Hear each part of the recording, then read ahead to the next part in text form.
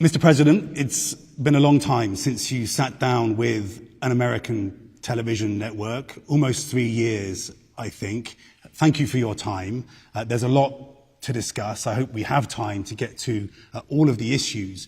But I want to begin with some news from the US just today. In the US, it's reported that Russia is preparing, perhaps within months, to supply Iran with an advanced satellite system enabling Tehran to track military targets.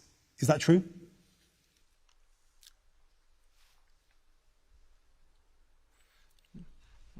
Would you mind repeating the question again?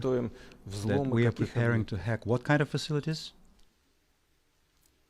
No, the report today is that Russia is preparing to give or to offer to Iran satellite technology which will enable Iran to target military, to make military targets. No. We don't have that kind of programs with Iran. No, it's just nonsense all over again. Yet again, we have cooperation plans with Iran, including military and technical cooperation, and all of this fits the framework of the decisions that were agreed upon in our program in regard to Iran's nuclear program in the context of UN decisions, together with our partners in the preparation of the Joint Comprehensive Plan of Actions, whereby at some point sanctions, including in the area of military and technical cooperation, should be lifted from Iran. We do have certain programs, but they all concern conventional weapons, if it gets that far. However, we haven't even gone to that stage yet. We don't even have any kind of real cooperation, even in the conventional weapons area. So if anybody is making something up regarding modern space-based technology, this is just plain fiction. This is just fake news. At the very least, I don't know anything about this kind of thing. Those who are speaking about it probably know more about it. It's just nonsense. So presumably you'd agree that giving Iran satellite technology that might enable it to target US servicemen and women in places like Iraq, or to share that information with Hezbollah or the Houthi in Yemen so they could target Israel and Saudi Arabia, that giving Iran that kind of satellite technology would be dangerous? Look, why are we talking about problems that don't exist? There is no subject for discussion. Somebody has invented something, has made something up. Maybe this is just a bogus story in order to limit any kind of military and technical cooperation with Iran. I will say once again, this is just some fake information that I have no knowledge about. For the first time, I'm hearing about this information from you. We don't have this kind of intentions, and I'm not even sure that Iran is even able to accommodate this kind of technology. This is a separate subject, a very high-tech subject.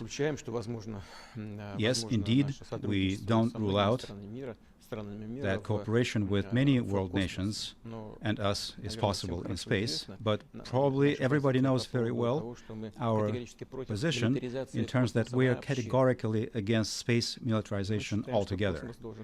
We believe that space should be free from any and all kinds of weapons located in near-Earth orbits. That is why we don't have this kind of plans, or any plans, especially concerning the transfer of technology up the level that you have just described. So let's move on to your summit with President Biden. The context for the summit is that he is meeting with the G7, a group that you used to belong to, with NATO, with European leaders. President Biden has defined his first trip to Europe as, quote, about rallying the world's democracies. He views you as a leader of autocrats who is determined to undermine the liberal democratic order. Is that true? Well, I don't know. Somebody presents it from a certain perspective, someone else looks at the development of the situation and at yours truly in a different manner. All of this is being offered to the public in a way that is found to be expedient for the ruling circles of a certain country. The fact that President Biden has been meeting up with his allies, there is nothing unusual about it. There is nothing unusual about a G7 meeting. We know what G7 is. I have been there on numerous occasions. I know what the values are in that forum. When people get together and discuss something, it's always good. It's better than not to get together and not to discuss. Because even in the context of G7, there are matters that require ongoing attention and consideration because there are differences, strange as it may seem. There may be differences in assessments of international events on the international arena and among themselves. Very well then, let them get together and discuss it. As far as NATO, I have said on many occasions, this is a Cold War relic. It's something that was born in the Cold War era. I'm not sure why it still continues to exist. There was a time and there was some talk that this organization would be transformed. Now it has been kind of forgotten. We presume that it is a military organization. It is an ally of the United States. Every once in a while it makes sense to meet up with your allies, although I can have an idea how the discussion goes along there. Clearly everything is decided by consensus. However, there is just one opinion that is correct, whereas the other opinions, all of the other opinions, are not quite that correct, putting it in careful terms. Well, there we go. Allies are getting together. What's so unusual about it? I don't see anything unusual about it.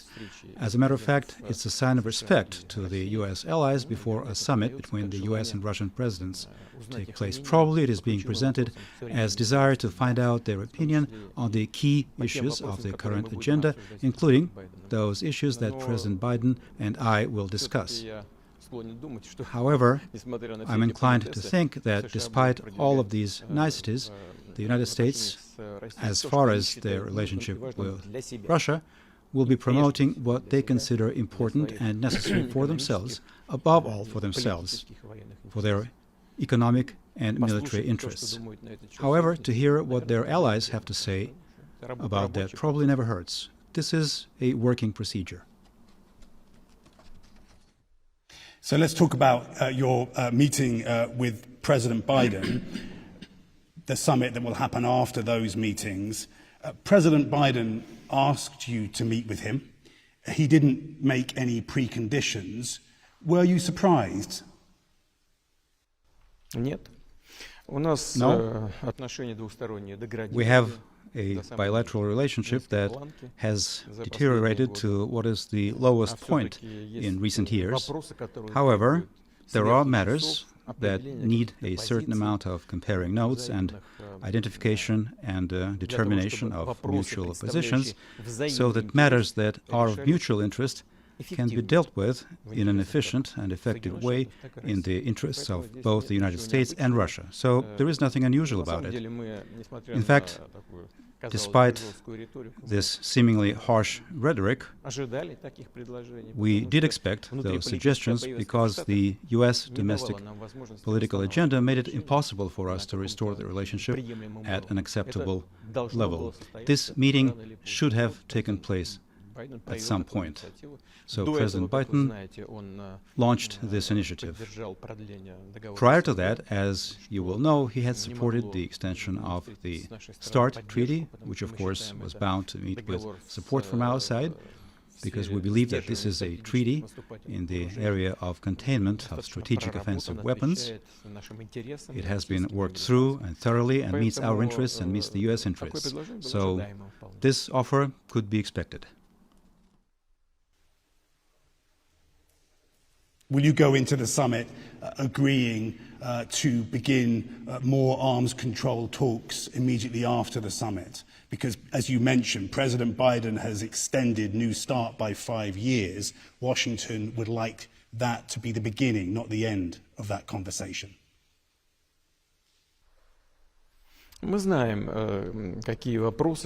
We know what matters and what problems Americans want to discuss with us.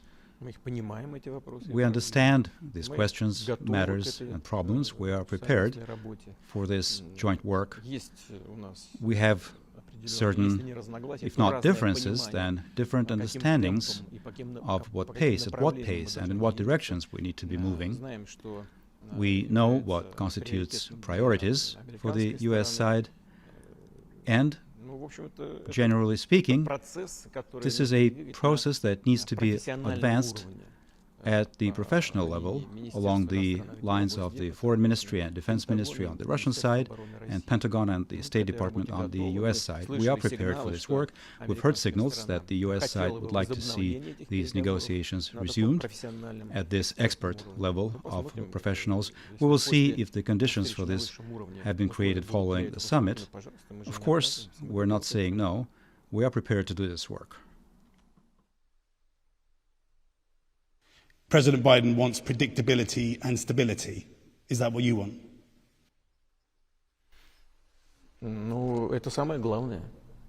Well, these are the most important things. This is the most important thing. This is the most important value, if you will, in international affairs. Sorry to interrupt you, but he would say that you have caused a lot of instability and unpredictability.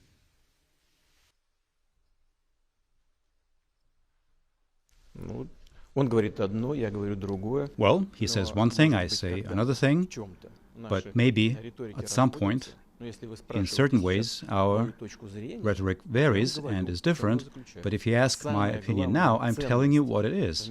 The most important value in international affairs is predictability and stability. And I believe that on the part of our U.S. partners, this is something that we haven't seen in recent years. What kind of stability and predictability could there be if we remember the 2011 events in Libya, where the country was essentially taken apart, broken down? What kind of stability and predictability were there? There has been talk of a continued presence of troops in Afghanistan, and then all of a sudden, boom, the troops are being withdrawn from Afghanistan. What? Is this predictability and the stability again? Now, the Middle East events. Is this predictability and stability what all of this will lead to? Or in Syria? What is stable and predictable about this? I've asked my U.S. counterparts, you want Assad to leave? Who will replace him? What will happen when somebody replaces him? The answer is odd. The answer is, I don't know. Well, if you don't know what will happen next, why change what there is? It could be a second Libya or another Afghanistan. Do we want this? No. Let us sit down together, talk, look for compromise solutions that are acceptable for all the parties. That is how stability is achieved. It cannot be achieved by imposing one particular point of view, the quote-unquote correct point of view, whereby all the other ones are incorrect. That is not how stability is achieved. Let's get to some of those issues. I want to just talk a little bit more about please. Your relationship with President Biden. This will not be the Helsinki summit. President Biden is not President Trump. You once described President Trump as a bright person, talented. How would you describe President Biden?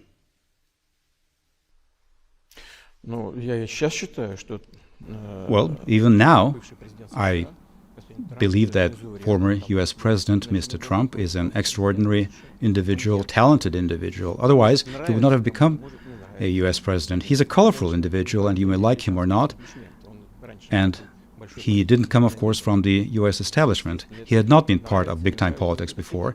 And some like it, some don't like it, but that is a fact. President Biden, of course, is radically different from Trump because President Biden is a career man. He has spent virtually his entire adulthood in politics. He has been doing it for a great deal of years, and I have already said that, and that is an obvious fact.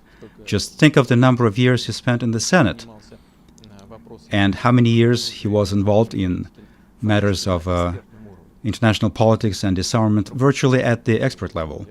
That is a different kind of person, and it is my great hope that, yes, there are some advantages, some disadvantages, but there will not be any knee-jerk reactions on behalf of the sitting US president, and that we will be able to comply with certain rules of engagement, certain rules of communications, and we'll be able to find points of contact and common points. That's about it. And what will actually happen, we will need to live and see based on the actual practical policies and results thereof. Well, President Biden says one time when you met, you were inches away from each other, close to each other. And he said to you, I'm looking in your eyes and I can't see a soul.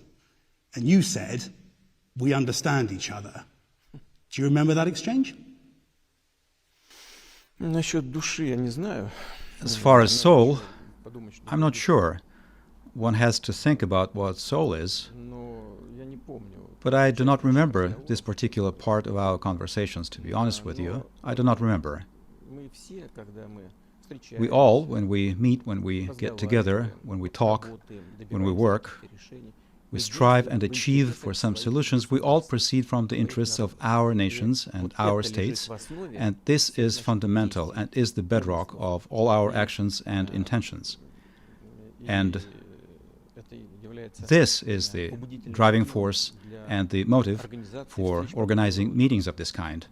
And as far as soul goes, that's something for the church. Yeah, you're a religious man. President Biden is saying he told you to your face you don't have a soul. I do not remember this. He says it was 10 years Maybe ago. there's something wrong he was vice president, he says. with my memory. Well, he probably has a good memory. I do not rule this out, but I don't remember this. Generally, in personal encounters, people try to act appropriately. I do not remember any inappropriate elements of behavior on the part of my counterparts. I don't think that anything like that has happened. Would you have felt that was an inappropriate thing to say? Well, that depends on the context. It depends on what form they're said in. You know, one can say it in different ways. It can be presented in different ways. But generally, people meet up in order to establish a relationship and create an environment and conditions for joint work with a view to achieving some kind of positive results. If one is going to have a fight with somebody else, why bother and have a meeting to begin with? One is better off looking into budget and social policies domestically. We have many issues that we have to resolve. What's the point then? It's just a waste of time. Of course, one can present this for domestic political consumption, which I believe is what has been done in the United States in the last few years, where the US-Russia relationship was sacrificed for the sake of a fierce political strife inside the US. We can see that. We know it well. We have been accused of all kinds of things, election interference, cyber attacks, and so on and so forth, and not one time did they bother to produce any kind of evidence or proof, just unfounded accusations. I'm surprised that we have not yet been accused of provoking the Black Lives Matter movement. That would have been a good line of attack. What do you think? We did not do that. What do you think of the Black Lives Matter movement? I think that, of course, this movement was used by one of the political forces domestically in the course of election campaigns. But there are some grounds for it. Let's remember Colin Powell, who was Secretary of State, and he was also in charge of the Pentagon. Even he wrote in his book that even he, as a high-ranking official, had felt some kind of injustice towards himself his entire life as someone with a dark complexion, even from the USSR days. And in Russia, we have always treated with understanding the fight of African Americans for their rights. And there are certain roots to it. There is a certain foundation for this. But no matter how noble the goals that somebody is driven by, if it reaches certain extremes, if it spills over into extremism, acquires elements of extremism, we cannot approve this. We cannot welcome this. So our attitude to this is very simple. We do support African Americans' fight for their rights, but we are against any types and kinds of extremism, which unfortunately, sometimes, regrettably, we witness currently these days. You mentioned cyber attacks and deny any involvement by Russia. But, Mr. President, there is now a weight of evidence, a long list of alleged state-sponsored cyber attacks. Let me give you 5. There's a lot, but it makes a point. The US intelligence community says Russia interfered with the 2016 election. Election security officials said Russia tried to interfere with the 2020 election. Cybersecurity researchers said government hackers targeted COVID vaccine researchers, hacking for COVID vaccines. In April, the Treasury Department said the SolarWinds attack was the world's worst, with targets including 9 federal agencies. And just before your summit, Microsoft says it's discovered another attack with targets including organizations that have criticized you, Mr. Putin. Mr. President, are you waging a cyber war against America? Dear Keir, you have said that there is a weight of evidence of cyber attacks by Russia. And then you went on to list those official US agencies that have stated as much. Is that what you did? Well, I'm giving you information about who said it, so you can answer. Right. You are conveying information to me as to who said that, but where is evidence that this was indeed done? I will tell you that this person has said that and that person has said this, but where is the evidence? Where is proof? When there are charges like that without evidence, I can tell you, you can take your complaint to the International League of Sexual Reform. Will you be happy about it? This is a conversation that has no subject whatsoever. At least put something on the table so that we can look and respond. But there isn't anything like that. The latest thing, as far as I know, one of the latest attacks, was against a pipeline system in the US. Right, yes. So, what? But this is, you'll mention... Just a moment. As far as I know, the shareholders of this company even made a decision to pay the ransom. They paid off the cyber gangsters.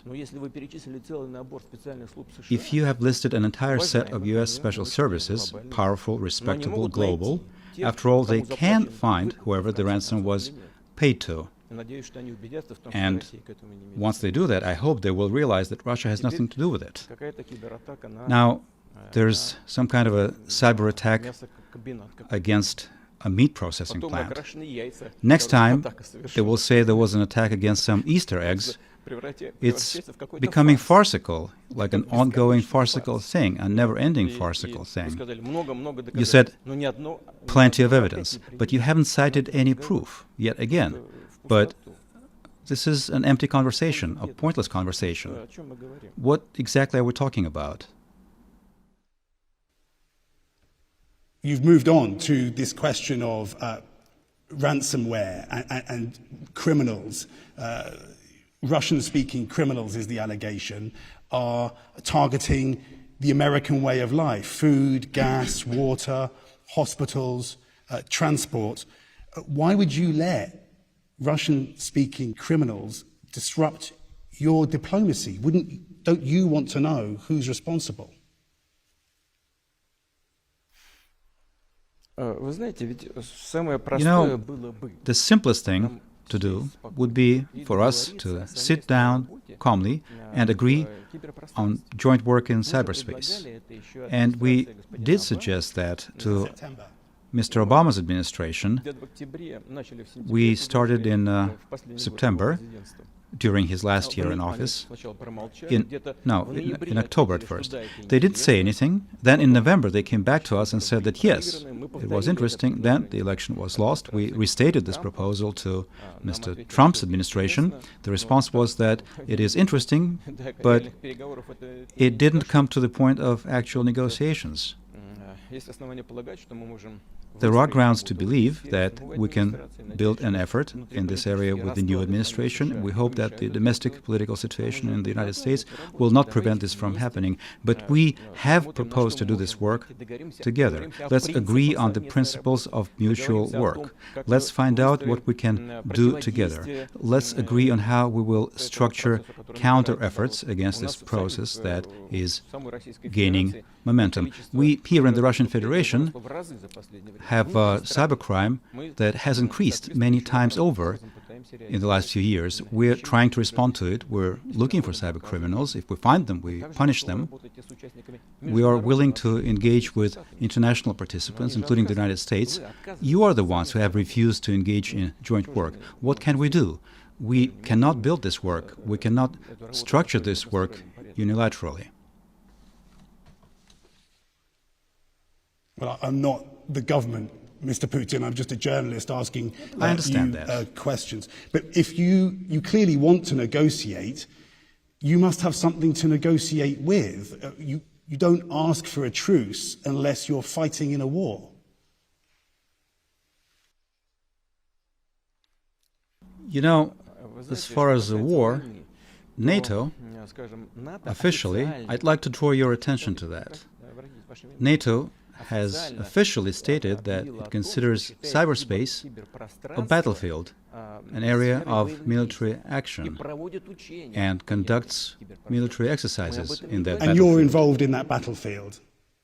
Russia is fighting on that battlefield, correct? No, no, no. Really? That is not correct. Really? If we wanted to do that, NATO did say that it considers cyberspace an area of combat, and it prepares and even conducts exercises. What stops us from doing the same?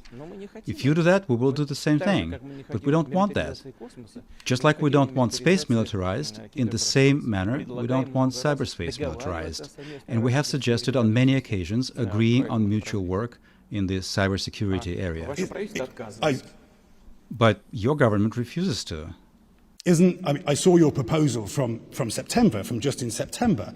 Isn't what you're proposing that if you can come to an agreement over hacking and election interference, then you'll call off the hacking and the election interference if America agrees not to comment on your elections and your political opponents?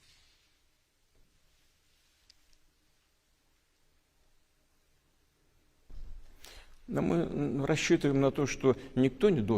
we count on is that nobody should interfere in domestic processes in other countries, neither the US in ours or we in the USA's or any other nations. All nations of the world should be given a chance to develop calmly. Even if there are crisis situations, they have to be resolved by the people domestically, without any influence or interference from the outside. But I don't think that this call by the US administration is worth anything. It appears to me that the US government will continue to interfere in political processes in other countries. I don't think that this process can be stopped, because it has gained a lot of momentum.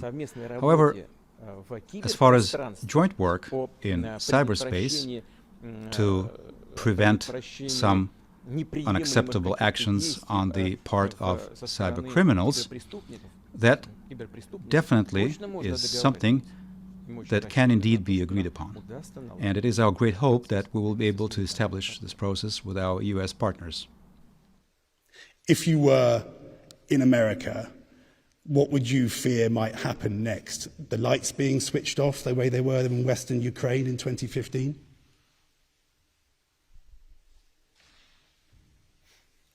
I don't understand. You mean if I were in America?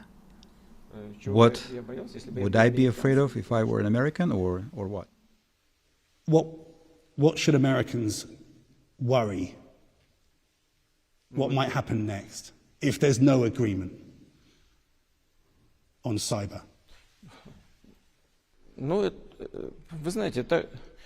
know, this is the same as space militarization. This is a very dangerous area.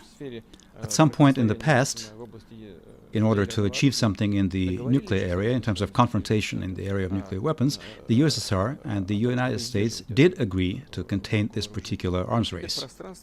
Cyberspace is a very sensitive area. As of today, a great deal of human endeavors rely upon digital technologies, including the functioning of government.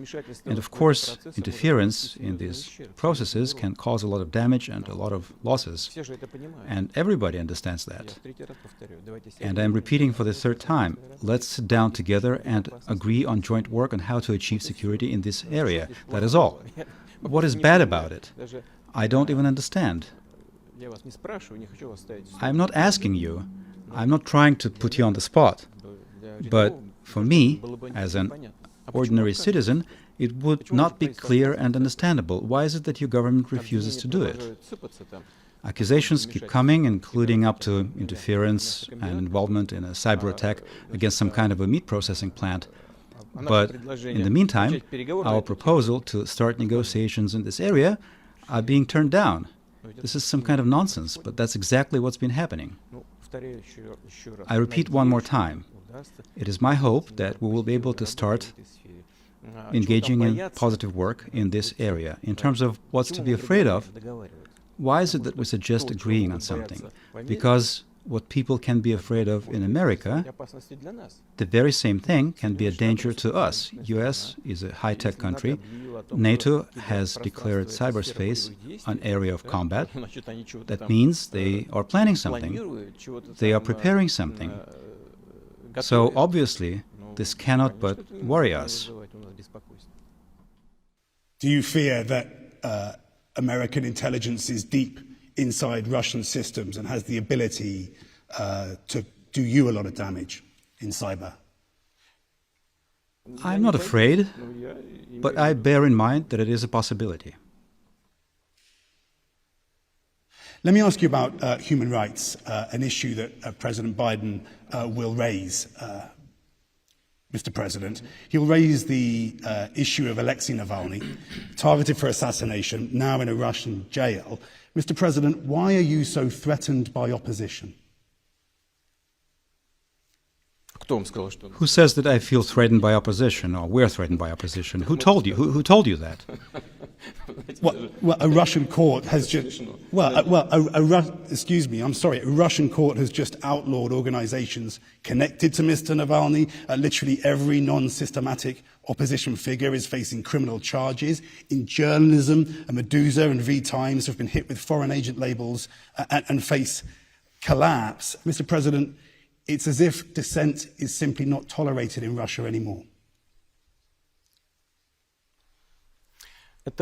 Well, you are presenting it as dissent and intolerance towards dissent in Russia. We view it completely differently. You have mentioned the law on foreign agents, but that's not something that we invented. That law was adopted back in the 1930s in the United States, the law on foreign agents. And that law is much harsher than ours, and it is intended, among other things, at preventing interference in the domestic political affairs of the United States. And on the whole, I believe it is justified. Mr. President, do you want me to answer? Would you like me to answer? Would you like me to keep answering? We call what you're doing now whataboutism. What about this? What about that? It's a way of not answering the question. Let me ask you a direct question. Did you I will look. Let me ask. I will look. No, let me answer. You've asked me a question. You're not liking my answer, so you're interrupting me right away. This is inappropriate. So there we go. In the United States, this law was adopted a long time ago. It's working, and sanctions under that law are much harsher than here, up and including imprisonment. Yes, correct. Again, you're not letting me, but I will revert to us. Do not worry, I will go back to us.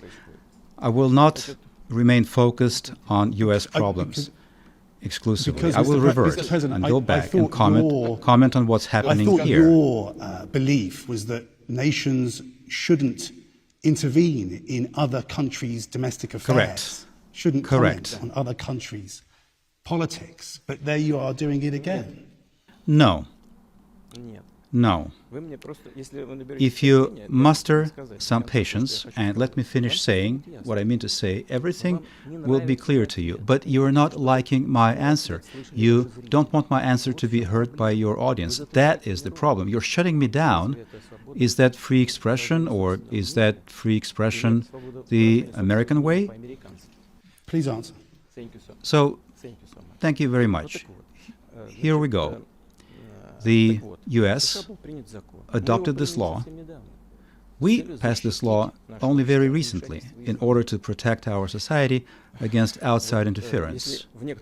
In some of the states in the U.S., if a foreign observer approaches a polling station, the prosecutor says, "Come a few feet closer and you'll go to jail." Is that normal? Is that democracy in the modern world? But that is an actual practice in some of the states. We don't have anything like that. When I talk about these laws, about non-interference or attempts at interference, what do I mean as applied to Russia? Many entities of the so-called civil society, the reason I say so-called is because many of those entities are funded from abroad. Specific relevant action programs are prepared. Their core members are trained abroad. And when our official authorities see that, then in order to prevent this kind of interference in our domestic affairs, we make relevant decisions and adopt relevant laws. And they're more lenient than yours. We have a saying, "Don't be mad at the mirror if you're ugly." It has nothing to do with you personally. But if somebody blames us for something, what I say is, why don't you look at yourselves? You will see yourselves in the mirror, not us. There is nothing unusual about it. As far as political activities and the political system, it is evolving. We have 44 registered parties, well, 34, I think, and 32 are about to participate in various electoral processes across the entire country in September. Yes. We only have a limited amount of time, Mr. President. There is also non-systemic opposition. You have said that some people have been detained, some people are in prison. Yes, that is all true. You've mentioned certain names. Yes, I will talk about it. I will not leave any of your questions unattended. Can I ask you? Can I just ask you a direct question? Did you order Alexei Navalny's assassination?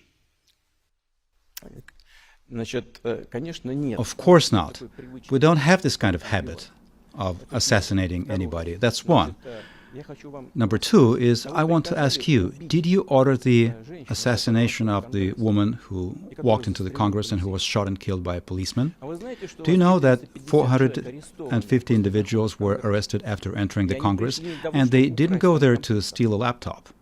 They came with political demands. 450 people have been detained. You're talking about the capital. They're looking at jail time between 15 and 25 years. And they came to the Congress with political demands. Isn't that persecution for political opinions? Some have been accused of plotting to take over government power. Some are accused of robbery. They didn't go there to rob. The people, the individuals whom you mentioned, yes, they were convicted for violating their status of individuals who had been previously convicted and given suspended sentences. Twice an individual was given suspended sentences. Essentially, it was a warning not to violate the Russian laws. And he completely ignored the requirements of the law. The court went on and turned the conviction into real jail time. Thousands and thousands of people ignore requirements of the law, and they have nothing to do with political activities in Russia every year, and they go to jail. If somebody is actually using political activities as a shield to deal with their own issues, including to achieve their commercial goals, then it's something that they have to be held responsible for.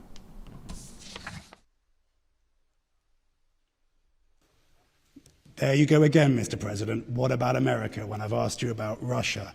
Let me ask you, you mentioned Congress. Let me ask you another direct question that you can answer, and it's an allegation that has been made, an accusation that has been made again and again now in the United States. The late John McCain in Congress called you a killer. When President Trump was told that you are a killer, he didn't deny it. When President Biden was asked whether he believes you are a killer, he said, I do. Mr. President, are you a killer? Look, over my tenure, I've gotten used to attacks from all kinds of angles, and from all kinds of directions, under all kinds of pretexts and reasons, and of different caliber and fierceness. And none of it surprises me. People with whom I work and with whom I argue on the international arena, we're not bride and groom. We don't swear everlasting love and friendship. We are partners, and in some areas, we are rivals. As far as harsh rhetoric, I think that this is an expression of overall U.S. culture. Of course, in Hollywood, because we did mention Hollywood at the beginning of our conversation, there are some deep things that undoubtedly can be referred to as works of cinematic art. But more often than not, it's macho behavior, and that is also part of U.S. culture, including political culture, and it is considered normal. By the way, not here. It is not considered normal here. If this rhetoric is followed by a suggestion to meet and discuss bilateral issues and matters of international policies, I see it as desire to engage in joint work. If this desire is serious, we are prepared to support it. I don't think I heard you answer the question, the direct question, Mr. President. I did answer. I did. I will add, if you let me. I have heard dozens of such accusations, especially during the period of some grave events during our counter-terrorism efforts in North Caucasus. And when it happens, I'm always guided by the interests of the Russian people and the Russian state. And sentiments in terms of who calls somebody what kind of labels, this is not something I worry about in the least. Let me give you some names. Anna Politkovskaya, shot dead. Alexander Litvinenko, poisoned by polonium. Sergei Magnitsky, allegedly beaten and died in prison. Boris Nemtsov, shot moments from the Kremlin, moments from here. Mikhail Lesin died of blunt trauma in Washington, D.C. Are all of these a coincidence, Mr. President?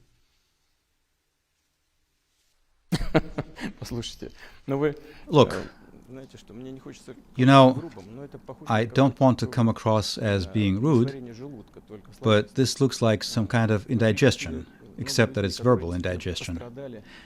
You mentioned many individuals who indeed suffered and perished at different points in time for various reasons at the hand of different individuals. You've mentioned Lesin. Lesin used to work in my administration. I liked him very much.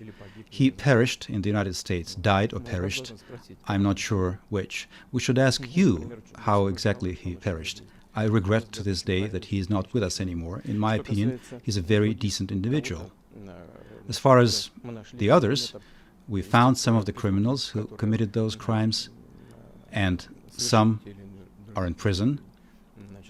And we are prepared to continue to work in this mode and along this avenue, identifying everybody who violated the law and by their actions cause damage, including to the image of the Russian Federation.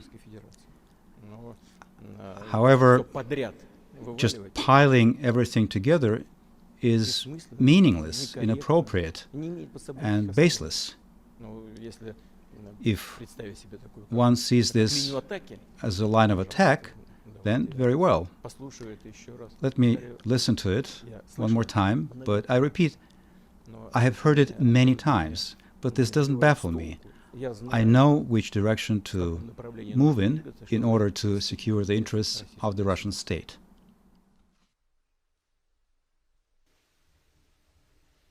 Let's move on to Belarus and Ukraine, two issues that will certainly come up in your summit with President Biden. Did you have prior knowledge that a commercial airliner would be forced to land in Belarus and that a journalist would be arrested?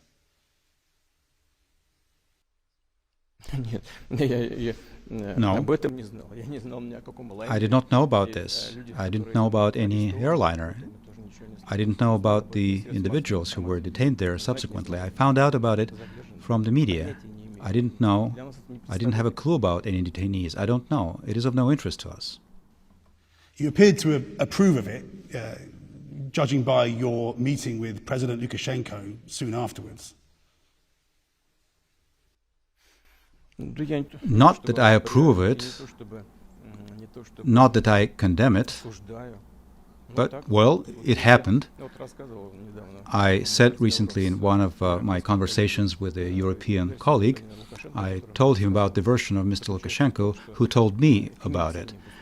He said that information had been given to them, that there was an explosive device on board the plane. They informed the pilot without forcing the pilot to land, and the pilot made a decision to land in Minsk. That is all. And you believe that? Why should I not believe him? Ask the pilot. It's the simplest thing. Ask the chief pilot. Ask the commander of the aircraft. Did you ask him if he was forced to land? Because I have not heard or seen an interview with the aircraft commander that landed in Minsk. Why not ask him? Why not ask him if he was forced to land? Why don't you ask him? It's actually even odd. Everybody accuses Lukashenko, but the pilot hasn't been asked. You know, I cannot but recall another similar situation where the plane of the president of Bolivia was forced to land in Vienna at the orders of the U.S. administration. Air Force One, presidential plane, was forced to land. The president was led out of the aircraft. They searched the plane, and you don't even recall that. Do you think it was normal? So that was good, but what Lukashenko did was bad? Look, let us speak the same language, and let us use the same concepts. If, well, Lukashenko is a gangster, how about the other incident then? Was it good? In Bolivia at the time, it was seen as humiliation of the entire country. But everybody kept mum in order to not aggravate the situation. Nobody's recalling that. By the way, this is not the only situation of this kind. With respect, you're recalling it, but so if it is Lukashenko, that means you gave him an example to follow. We are talking about commercial flights. Shouldn't people be able to take a commercial flight across Europe without fear of being shot down, like in the case of MH17, or forced down so that a dictator can arrest a journalist? Yes. Look, I will tell you one more time. What President Lukashenko told me, I don't have any reason not to believe him. For the third time, I'm telling you, ask the pilot. Why don't you ask the pilot? Was he being scared? Was he being forced? The fact that information appeared that there was a bomb on the plane, that individuals, people who had nothing to do with politics or any kind of domestic conflicts, that they could perceive it negatively, could worry about it. Of course, that's a bad thing. There is nothing good about this. And obviously, we condemn everything that has to do with this, and international terrorism, and the use of aircraft, and so on. Of course, we're against this. And you've told me that the landing of the aircraft of the president of Bolivia is a completely different matter. Yes, it is different, except that it is 10 times worse than what was done, if anything was done, in Belarus. But you just won't acknowledge it. You are ignoring it. And you want millions of people around the world to either not notice it or forget about it tomorrow. You won't get away with it. It won't happen. In the case of neighbouring Ukraine, earlier this year, the European Union said you had more than 100,000 troops on the Ukrainian border. Was that an attempt to get Washington's attention?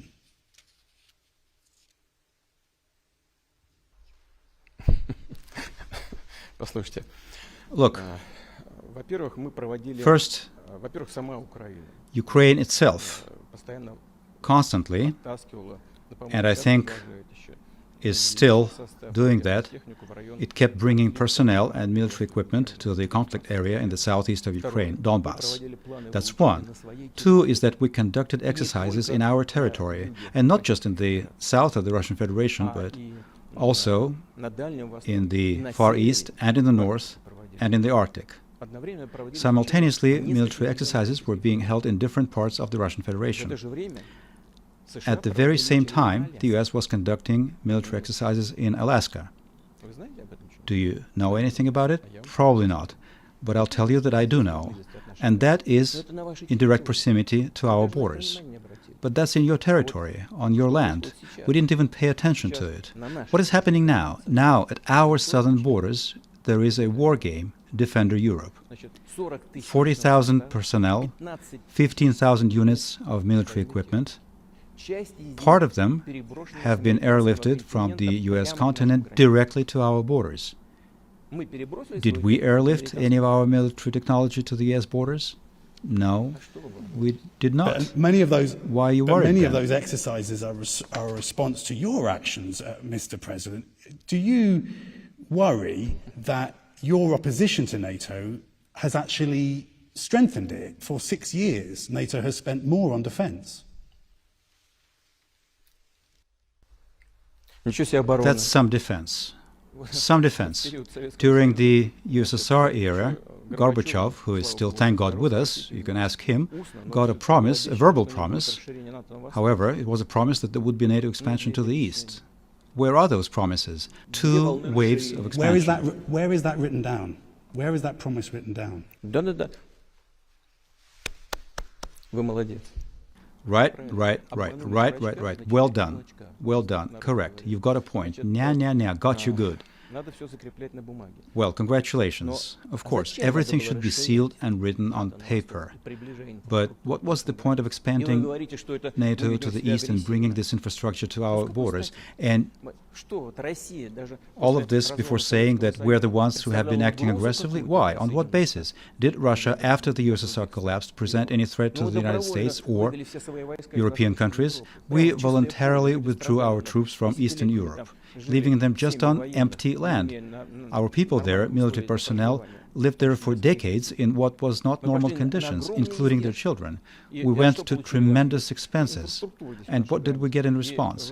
We got in response infrastructure next to our borders. And now you're saying that we're threatening to somebody. We're conducting war games on a regular basis, including sometimes surprise military exercises. Why should it worry the NATO partners? I just don't understand this. Will you commit now not to send any further Russian troops into Ukrainian sovereign territory?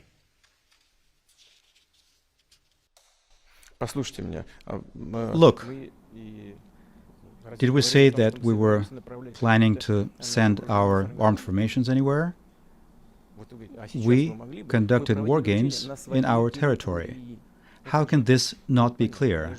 I'm saying it again because I want your audience to hear it.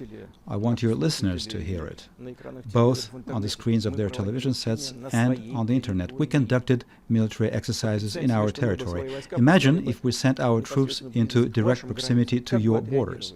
What would have been your response? We didn't do that. We did it in our territory. You conducted war games in Alaska, God bless you.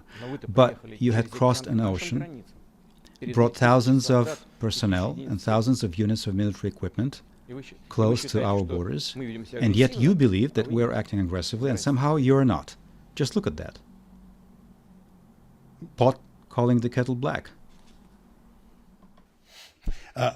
Moving on, the Biden administration has said that at your summit they will bring up the case of two US prisoners in Russia, Paul Whelan and Trevor Reed.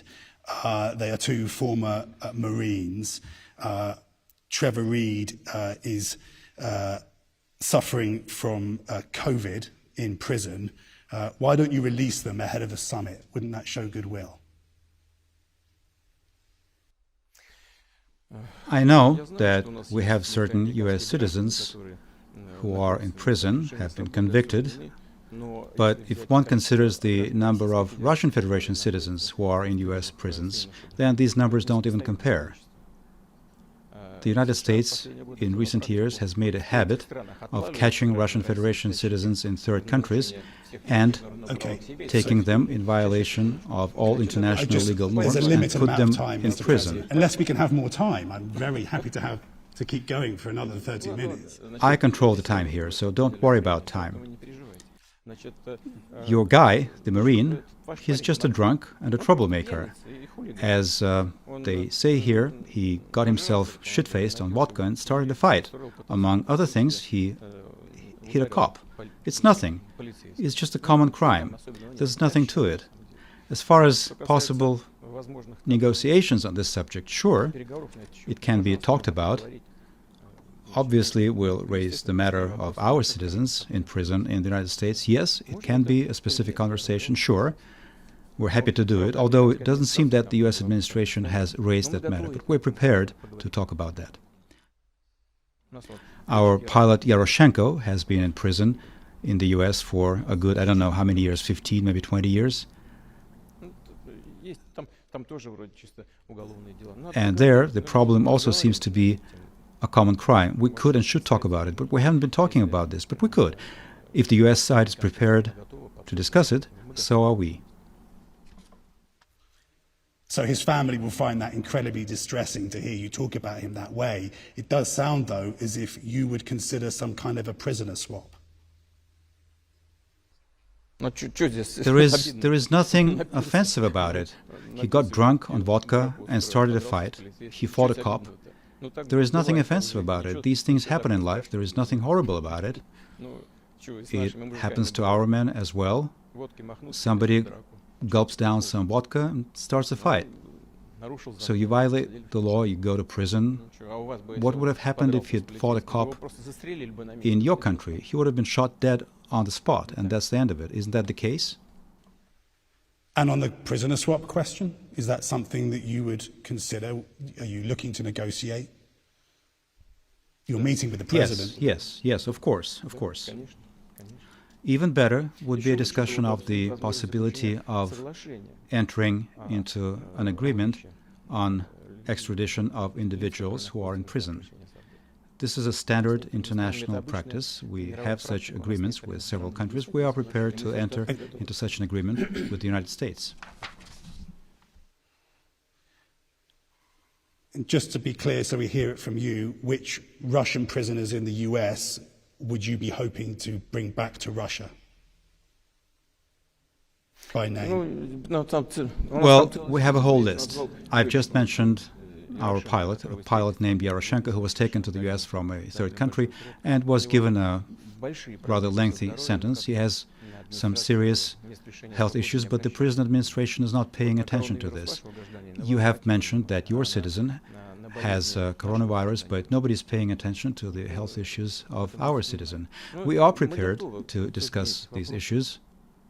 Moreover, it makes sense, as you correctly said, and I completely agree with you, there are matters of humanitarian nature, and why not discuss them as long as they pertain to the health and life of specific individuals and of their families, of course. Sure thing. just quickly, before I move on the subject of prisons, again with Alexei Navalny, will you commit that you will personally ensure that Alexei Navalny will leave prison alive? Look, such decisions in this country are not made by the president. They're made by the court, whether or not to set somebody free. As far as the health, all individuals who are in prison, that is something that the administration of the specific prison or penitentiary establishment is responsible for. And there are medical facilities in penitentiaries that are perhaps far from the best condition, and they're the ones whose responsibility it is, and I hope that they do it properly. But to be honest, I have not visited such places for a long time. I did visit one in St. Petersburg some time ago, and there was a very grave impression that was made on me by the medical facilities in a prison. But since then, I hope some things have been done to improve the situation. And I proceed from the premise that the person that you have mentioned, the same kind of measures will apply, not in any way worse than to anybody else who happens to be in prison. That can be said for sure. His name is Alexei Navalny. People will note that you weren't prepared to say that he would leave prison alive. Look, please listen to me carefully. His name can be anything. He's one of the individuals who are in prison. For me, he's one of the citizens of the Russian Federation who has been found guilty by a Russian court of law and is in prison.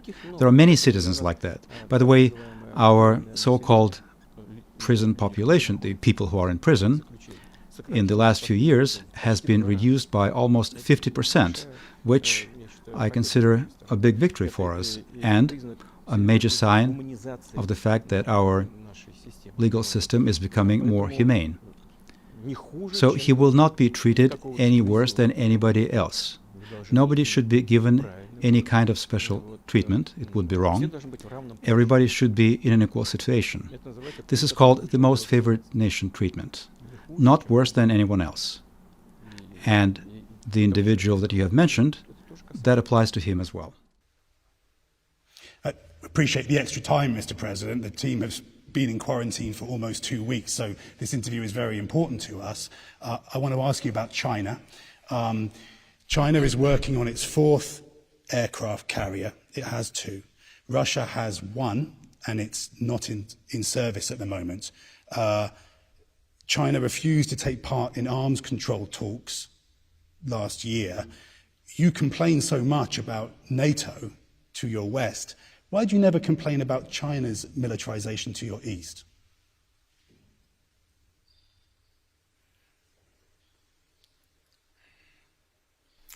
The first thing I want to say is that over the last few years, the last few decades, we have developed a strategic partnership relationship between Russia and China that previously had not been achieved in the history of our two nations. A high level of trust and cooperation, and in all areas, in politics, in the economy, in technology, and in the area of military and technical cooperation. We do not believe that China is a threat to us. That's one. China is a friendly nation. It has not declared us an enemy, as the United States has done. China hasn't been... Don't you know anything about this? So that's number one. Number two is that China is a huge, powerful country, 1.5 billion people. In terms of purchasing power parity, the Chinese economy has exceeded the size of the US economy. And in terms of trade, for the previous year, last year, China tied Europe for the first place, whereas the US dropped to the second position. Do you know about this? China has been developing, and I understand that what's beginning to happen is a certain kind of confrontation with China. Everybody understands it. We can see it. Why hide from this or be scared by these issues? However, we're not alarmed by it, including, among other things, the fact that our defense sufficiency, as we call it, is at a very high level, including because of this.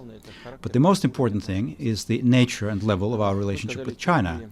You said China will have 4 aircraft carriers. How many does the United States have? A lot more. There you go. That's my point.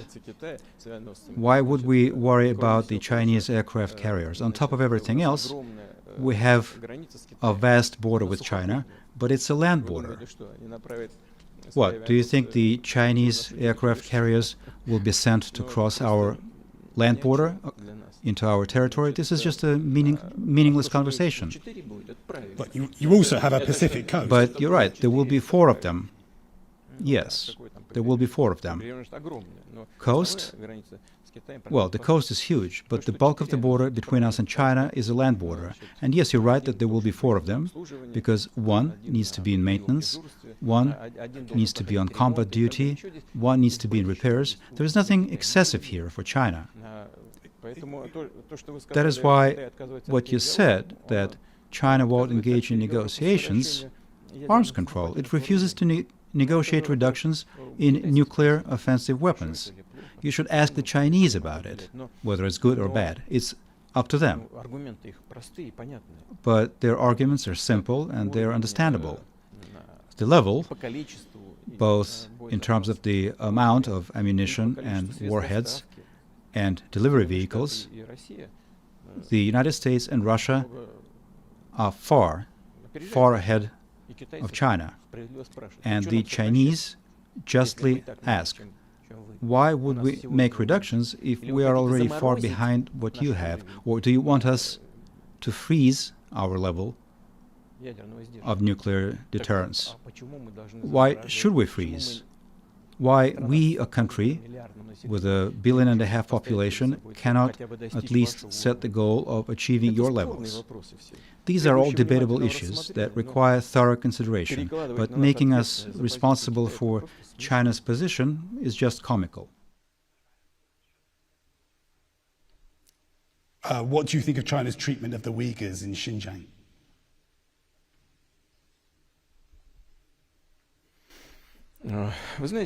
You know, I have met certain Uyghurs. It's always possible to find individuals who criticize the central authorities. I have met Uyghurs on my trips to China, and I assure you, at the very least, from what I heard with my own ears, that on the whole, they welcome the policies of the Chinese authorities in this area. They believe that China has done a great deal for people who live in this part of the country from the perspective of the economy, raising the cultural level, and so on and so forth. So why should I offer assessments looking at the situation from outside? Indeed. You know there are many Uyghurs who do not say that, and that America has accused China of genocide. The Secretary of State has accused China of genocide over the Uyghurs. There is the accusation of 1 million Uyghurs in so-called concentration camps. Is that your message to the Muslim communities in the former Soviet Union? You don't think anything wrong is happening there?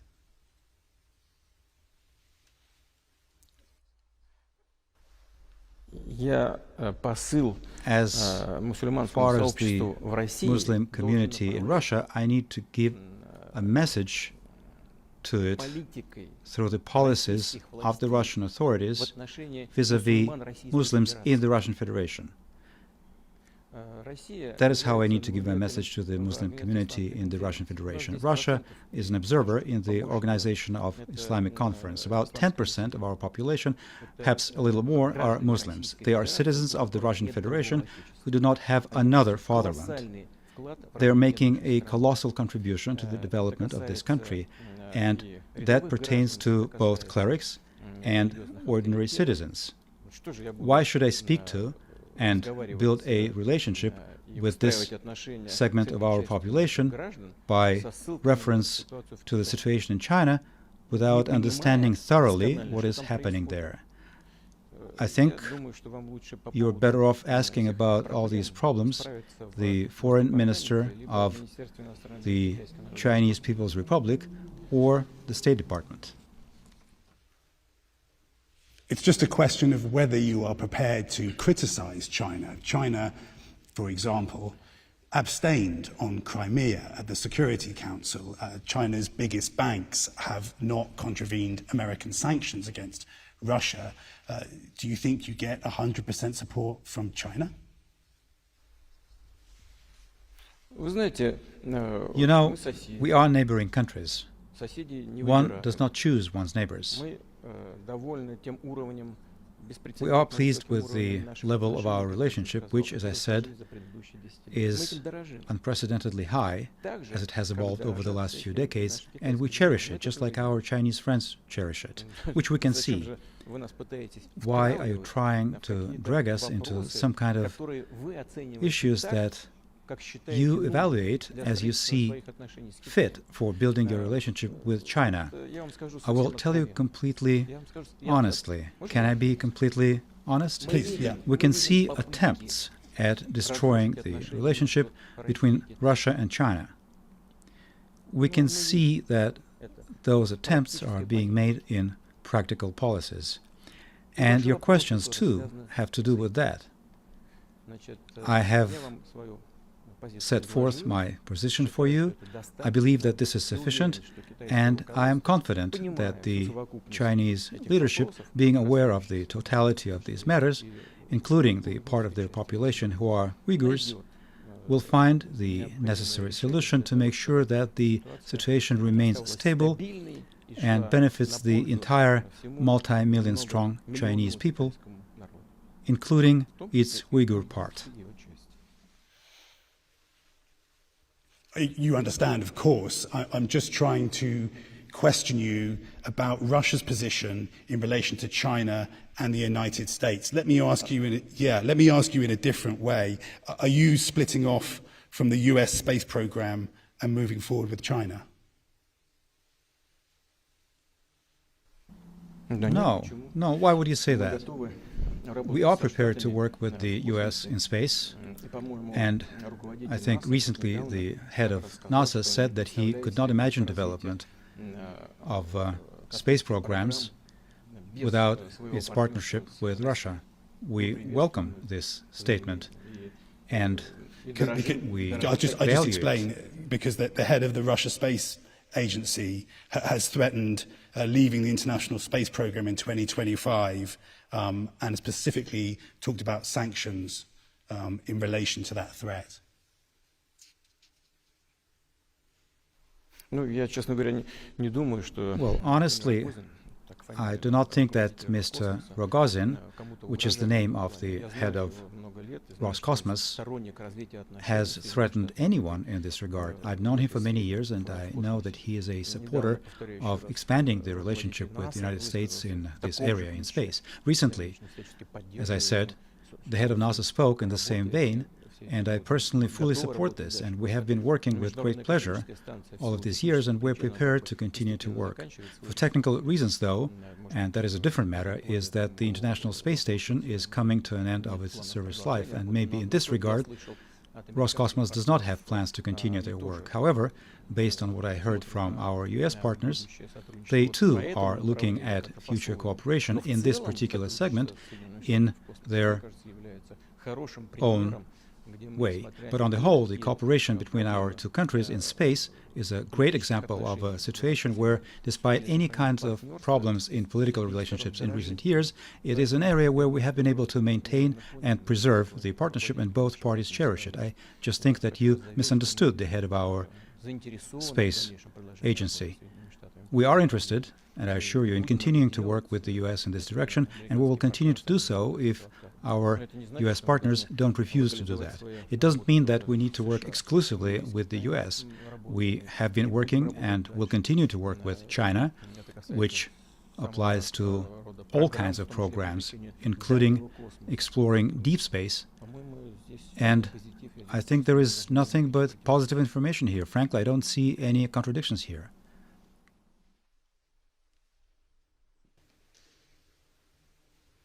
Let me ask you one more way, just to understand the relationship between China, Russia, and America. If the People's Liberation Army made a move on Taiwan, how would Russia respond to that?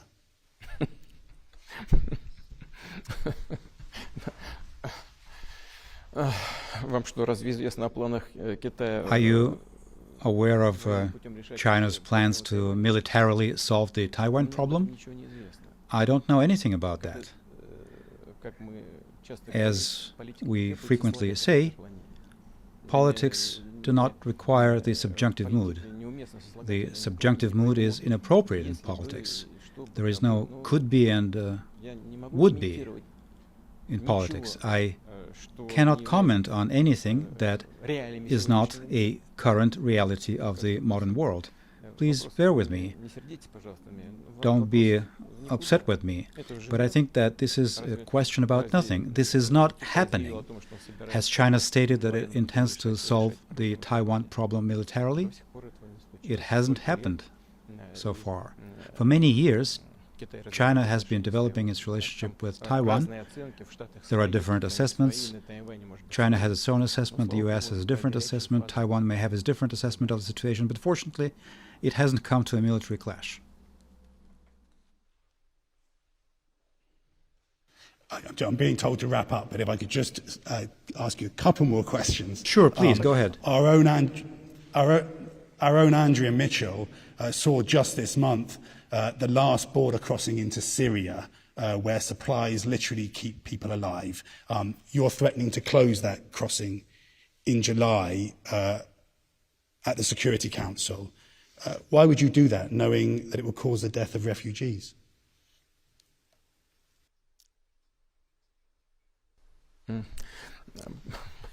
Look, unfortunately, there are already a great deal of tragedies there, and all our actions in their totality need to be geared at stabilizing the situation and bringing it into a normal course of events. And with support of Russia, Syria, the Syrian authorities have been able to bring back under their control over 90% of the Syrian territory. What needs to be set up now is humanitarian assistance to people irrespective of any kind of political context. However, our partners in the West in general, both the United States and the Europeans, have been saying that they're not going to give any help to Assad. What does Assad have to do with it? Help people who need that assistance, just the most basic things. They won't even lift restrictions on supplies of medications and medical equipment, even in the context of the coronavirus infection. But that is just inhumane. And this kind of cruel attitude to people cannot be explained in any way. As far as the border crossings for delivery of humanitarian assistance, there is the Idlib area where combatants are still robbing people, killing people, raping people. There is the Al-Tanf zone, which, by the way, is controlled by the US military. Recently, we caught there a group of gangsters who had come from there, and they directly said that they had specific goals as far as Russian military facilities. As far as border crossings, our position is such that assistance needs to be given just as it should be done in the entire world and as it is provided for in the rules of international humanitarian law through the central government. That is how assistance should be given, and it should not be discriminated against. And if there are grounds to believe that the central government of Syria will plunder something, will steal something, we'll set up observers on the part of the International Red Cross and Red Crescent who will oversee everything. I don't think that anybody in the Syrian government is interested in stealing some part of this humanitarian assistance. It just needs to be done through the central government. And in this sense, we support President Assad because a different mode of behavior would be undermining the sovereignty of the Syrian Arab Republic, and that's all. As far as the Idlib zone, the Turkish troops there effectively control the border between Turkey and Syria, and convoys cross the border without any restrictions on their numbers in both directions. Mr. President, you extended the Constitution so that you could be president of Russia until 2036. Do you worry that the longer you are in power and without any sign of someone to replace you, the more instability there may be when you finally do choose to leave office?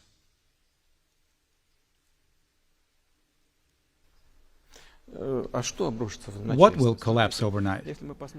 If we look at the situation in which Russia was in the year 2000, where it was balancing on the brink of preserving its territorial integrity and sovereignty, and the number of individuals living below the poverty line was colossal, it was catastrophic. The GDP level had dropped below anything that's acceptable.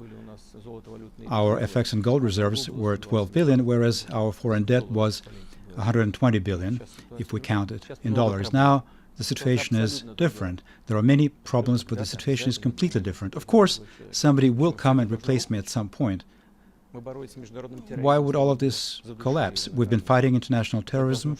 We have nipped it in the bud. Is it supposed to come back to life? I do not think so.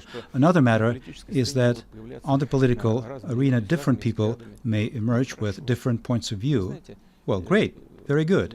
You know, I have linked my entire life to the fate of my country to such an extent that there isn't a more meaningful goal in my life than the strengthening of Russia.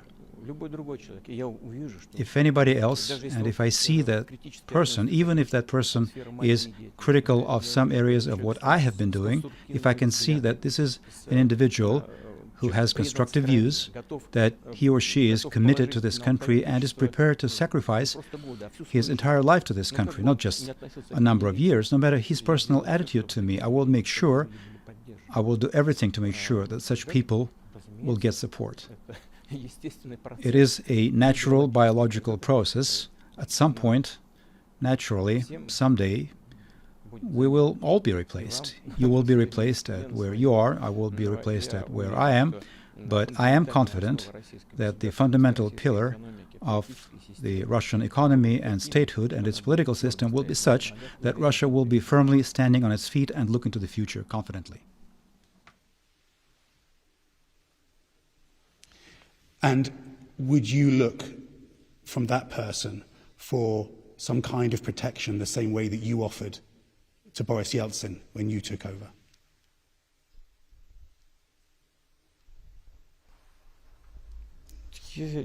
I'm not even thinking about that. These are third-tier issues. The most important thing, the single most important thing, is the fate of this country and the fate of its people. Very good. Thank you very much for your time, Mr. President. We've gone over, and I really appreciate it. It was a really interesting conversation, so thank you.